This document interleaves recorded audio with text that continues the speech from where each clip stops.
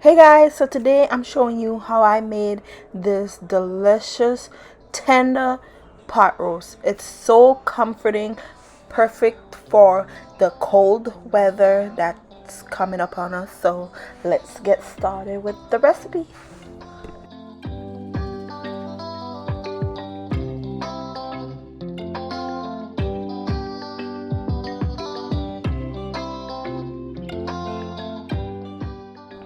Alright, you guys, so you want to start with the piece of beef you're going to be using to make the pot roast, and I'm using an almost 3 pound piece of beef chuck roast. That's the best piece of beef to use to make the pot roast. All right, and what you want to do is season it, so make sure you use piece of paper towel to dry both sides of the beef, and then I'm gonna rub it with a little bit of olive oil, and then I'm gonna season up the beef. All right, so I put the olive oil on the beef to help the seasonings to stick better on the beef. Okay, so to season it, I'm using a mixture of all-purpose seasoning. I'm using the Kitchen Crave all-purpose seasoning. I'll insert a picture of it here for you guys to see. It's so delicious. This is about to be my new staple seasoning blend. I love it. The flavor is just on point. So I'm using that with a mixture of a little bit of oregano, some ground cumin, and I also added just a little bit of salt and black pepper. But honestly, if you're using the all-purpose seasoning blend I'm using, you don't even need to add a salt or black pepper into it, but I added just a little bit. All right, so you want to mix those seasonings, and you can use any brand of all-purpose seasoning. All right, and if you don't have all-purpose seasoning, then just use salt, black pepper, some onion powder, some garlic powder, some ground cumin, and oregano. All right, mix that together and rub the beef really well on both sides. All right, so next I'm getting my cast iron skillet, or you could use like a frying pan, and I'm gonna put it over medium high heat. Then I'm gonna drizzle in a little bit of oil to coat the bottom of the pan, and once the pan gets nice and hot, I'm gonna add in the piece of beef, and basically here I'm gonna sear the beef all over to get that nice brown crust all over. All right, I want it to be perfectly seared and have that nice deep brown color all over. So you will see me constantly flipping it to help it sear all over. Once the first side gets nice and golden brown, I flip it to the other side, and so forth. And once the beef is seared, I'm gonna get my baking dish and spray it with some non-stick cooking spray. Then I'm gonna place the piece of beef into the baking dish. Okay, you guys, so next, in the same pan we seared the beef in, now I have my heat on medium heat, and what I'm gonna do is add in some carrots, some celery, some red onion, and a few cloves of minced garlic into that pan. Okay, you don't want to wash it or anything from the beef. Add those veggies right into there. I'm using baby carrots. You could use regular carrots and just slice it. All right, use about 1 carrot and 1 stalk of the celery. Slice it up, add it into the pan, and mix it in with the bits in the bottom of the pan. That's good flavor for our pot roast, so you want to use that. All right, and I just let the veggies cook for about 3 minutes to soften a little and caramelize a little bit, and then what you want to do is add in your stock. So add in your beef stock or chicken stock, whichever stock you decide to use.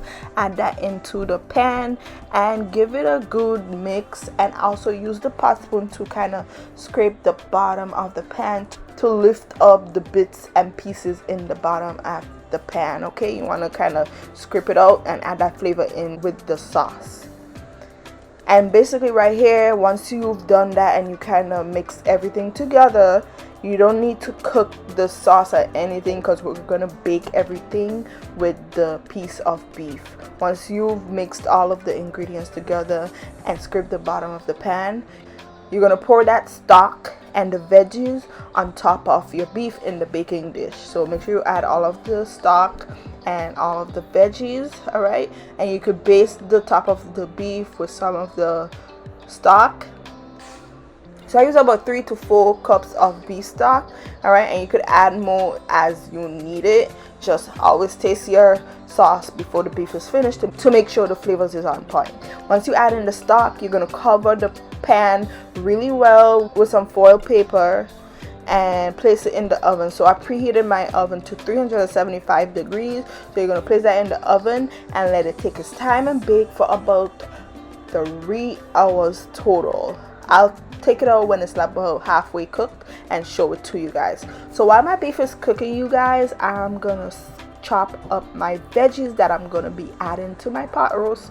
So I'm using some potatoes, I'm also using some baby carrots and some celery. And my potatoes, I'm just gonna cut it up into like quarters, and my baby carrots, I'm gonna add them just like that. If you're using regular carrots, then you could slice it up, okay?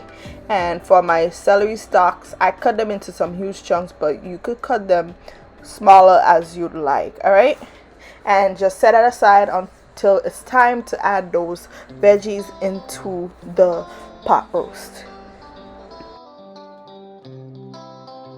Okay, so it's been about 1.5 hours since my pot roast has been cooking, so I'm going to show it to you guys. And as you can see, it's still a little bit tough. The beef is still tough, but it's cooking pretty good. It's getting soft and tender. All right, so I'm just gonna baste the top of the beef with some of that sauce in the pan, and then I'm gonna cover it right back and put it back into the oven to finish cooking. So altogether, I cooked this pot roast for about 3 hours until it was nice and tender. And when it was at the 2-hour mark to the 2-hour and 15-hour mark, okay, I removed the beef from the oven one more time, and as you can see, it's nice and tender, and it can be easily shredded. And it's just, if it had bone in this piece of meat, it will be falling off the bone. Look at that, so easy to shred, delicious. So at this point, all right, so at the 2-hour mark, you guys, you want to add in your veggies, the potatoes, the celery, and the carrots. Okay, so you want to add it in when you have about 1 more hour left of cooking or 45 minutes left of the beef cooking. So I'm gonna add it in now that my beef is already tender. I'm gonna add in my veggies, give it a good mix, and also we gotta thicken up the sauce in the pan for our pot roast a little bit. So I'm removing some of that sauce in the pan and I'm putting it in a separate bowl. Next, I'm gonna add in some flour in that sauce in the bowl and use a fork to mix it and combine the flour and the sauce really well, okay? And just use water with the flour, make a nice slurry mixture and then we're gonna pour that back into the pot roast. Okay, so you want to pour that flour mixture into the pan with the pot roast and mix it really well, and that's gonna thicken up our sauce. So yeah, I'm just gonna add in all of my veggies, add in my slurry mixture, and mix everything together. Cover back my pan really well, okay, and I'm gonna let my pot roast finish cooking.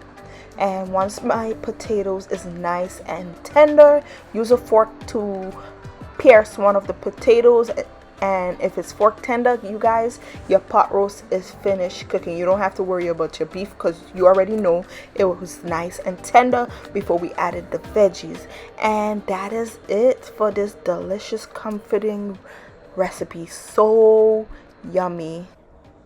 But that is how I make my pot roast, you guys. You can always taste the sauce and see if you need to adjust any of the seasonings. Like you could add some more all-purpose seasoning in here, some salt, some black pepper, whatever you need to make your sauce taste right, okay? And also when it's finished cooking, you can finish shredding the beef as you'd like it to be, okay? I left mine in some chunks and some shredded. And that is it, you guys. Today I served this with some cheesy potatoes, basically mashed potatoes without the milk. I added some butter, some cheese, mixed it up, mashed it up really well, and it was absolutely delicious. And I also paired it with some steamed peas and carrots. Pretty simple, and it was the best. So that's it for today's video. Thank you guys so much for watching the video. I hope you enjoyed the tutorial. I hope you give it a try. If you do, let me know in the comments down below how it turned out. Thanks for all the support, and I'll see you guys next time. Bye.